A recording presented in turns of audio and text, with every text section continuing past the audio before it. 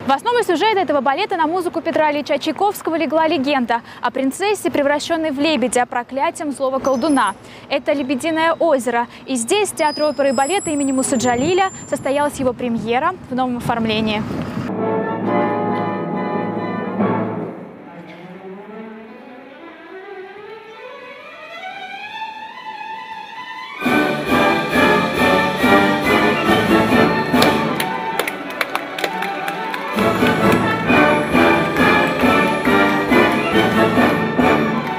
Волшебная музыка и несравненная хореография в сочетании с великолепными декорациями захватили дух, наверное, даже самого строгого зрителя. Перед художником-постановщиком Андреем Злобиным стояла противоречивая задача – воссоздать эпоху премьеры первого «Лебединого озера», но в то же время сделать его не похожим на другие постановки. «Лебединое озеро» я несколько раз делал.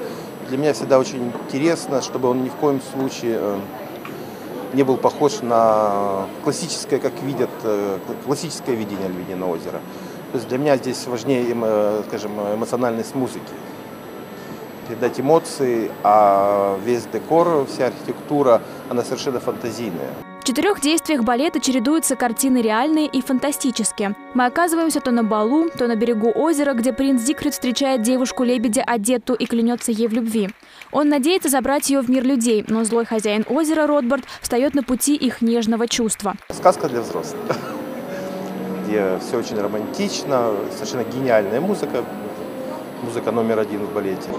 Сквозь эту красоту музыки, сквозь красоту танца проступает вот эта трагедия о несчастной любви.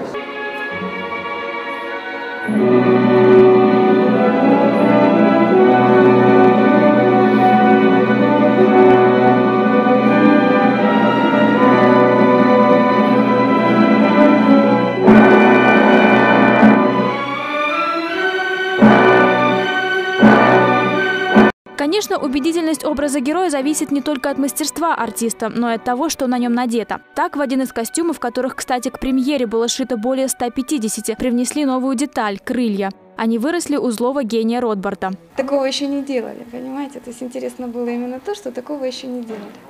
А страшно идти на такой риск? Да, пока и ходили, пока с ними научились работать, по-моему, боялись все, боялись артисты. Перепугалась я, но закончилось все хорошо. Здесь много железных вставочек. В сравнении с прошлым костюмом там был полегче намного. А здесь вот как бы много железных вставочек, очень тяжелые, и поэтому в танце немножко мешает. Ну, мы привыкаем, танцуем. Сами костюмы яркие, как видите, всем нравится. В премьерных показах приняли участие не только артисты из Казани, но также гости из Большого и Мариинского театров.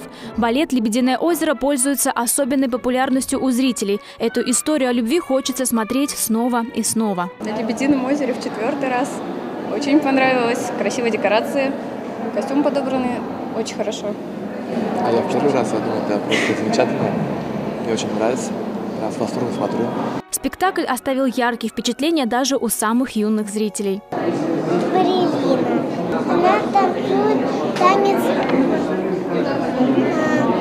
белых лебедей. Римма Занединова, Ленардо Влетьяров. Специально для Универньюз.